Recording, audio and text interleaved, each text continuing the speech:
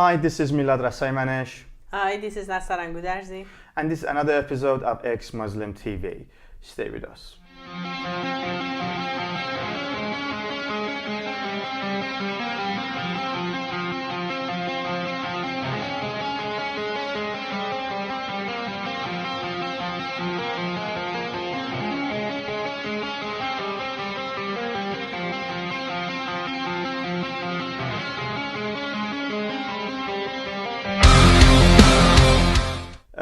Alright then, in this program we're going to discuss May the 17th, the International Day Against Homophobia, Transphobia and Biphobia. It's an international day celebrating and being in the calendar of many countries, trying to talk about the importance of fighting against homophobia, transphobia and biphobia.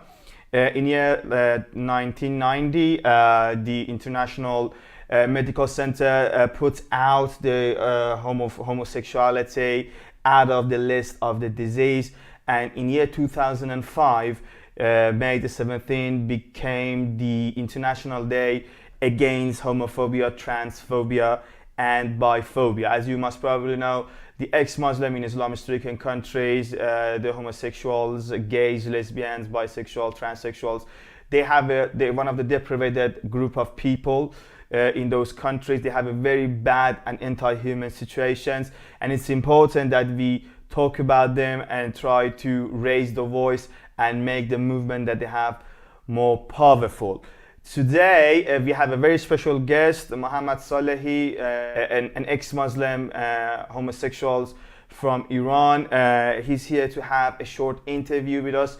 Mohammad, if you hear me, I would like to say thank you for accepting my interview and welcome to the program. Hello, Milad. I want to say thank you. Hi, welcome to our program.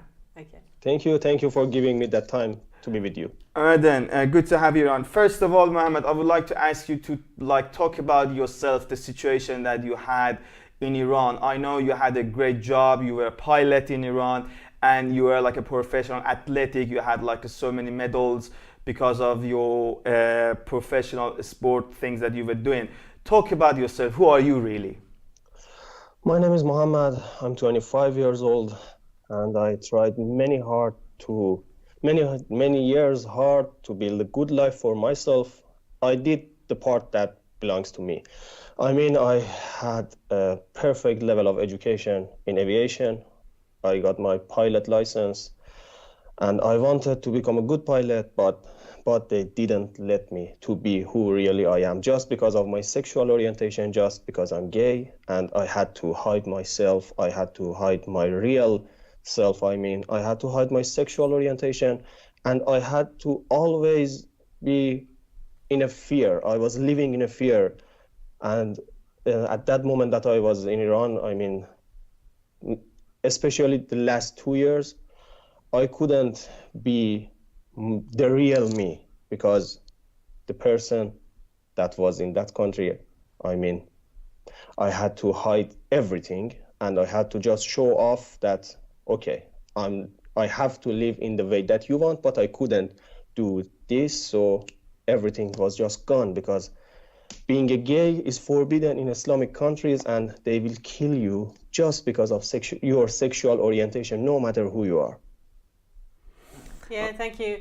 I want to ask you one question, and you mentioned before that in Iran we know some people with different sexual properties.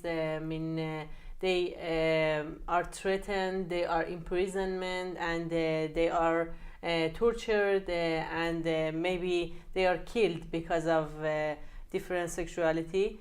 But I want to know that would you like to share your experience about living in Iran and the role of, especially the role of education for fighting against homophobia? Maybe you have some valuable experience about this. At first, I have to add something. As a homosexual, you cannot live in Iran because you can just breathe, you can just eat food, you can go out, but not with the real you. You have to hide the real self, the real orientation. And when you go, you have to act at first. And of course, the education is so important, is very important, because in Islamic culture and in Islamic countries, especially in Iran, the most Islamic country, they know nothing about the homosexuals. They think we are monsters. They think we kill people. They think we are so scary, but we are not like that.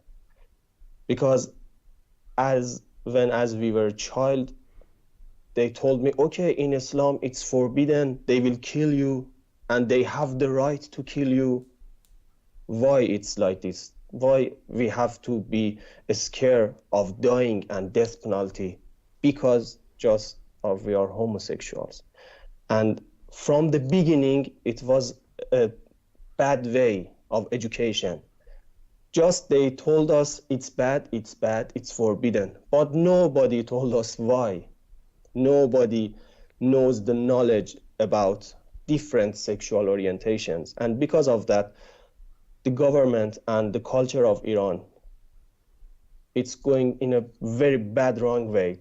They act to you like you are a criminal, like you are a serial killer, and they will arrest you, they will kill you, and no one will answer to the human rights. So what will happen to human rights if you hang or give death penalty to a homosexual just because of his or her sexual orientation?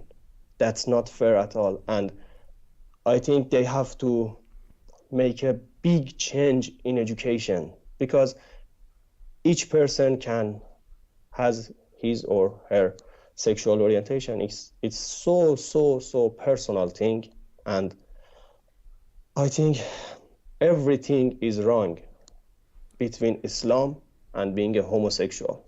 They are really against them. Yeah, against each other. Yeah, perfectly makes sense what's going on in those countries under the Sharia law against the LGBTIQ people. All right, the last question I have in this program is like, we know that the LGBTQ movement is like more stronger than ever, specifically LGBTQ movement coming from Islamic-stricken countries. In Iran, for example, we have so many activists. So they're like, they talk, they express themselves, they're out of the closet basically. In some other countries, I know so many like LGBTIQ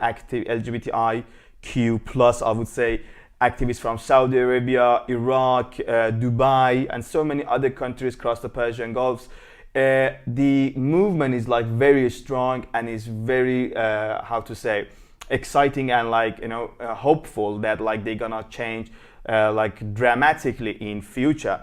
The question I have, I mean, as the last question, is how we can like make this movement stronger. How can we, as like ex-Muslim LGBTQs, get like more united, more powerful, and how can we change this situation?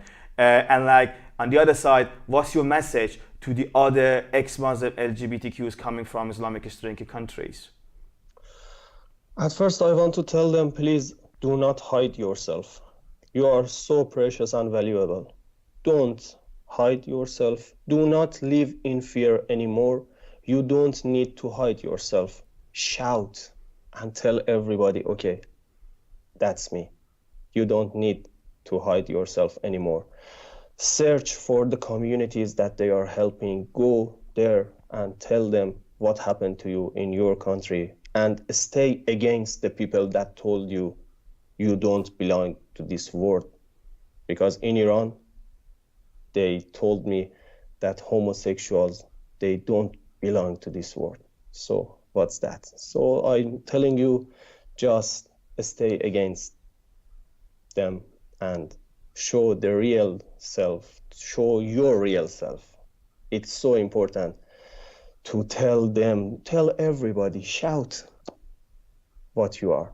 And do not live in fear anymore. All right, then, Mohammad Salehi, it was a great pleasure to have you in this program. Thank you very much. Thank you. Thank you so much. Thank you.